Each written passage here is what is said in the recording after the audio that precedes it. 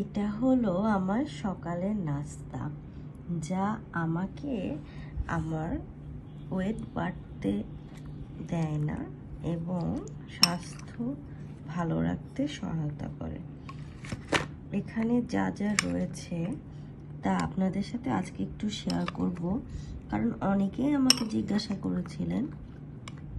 এখানে আছে টক দই, চিয়া সিড, ইসবগুলের ভুসি, মধু এবং সাদা তিল, সাথে আছে একটা খেজুর, মিক্স বাদাম আর অল্প কিছু কাঁচা ছোলার দানা।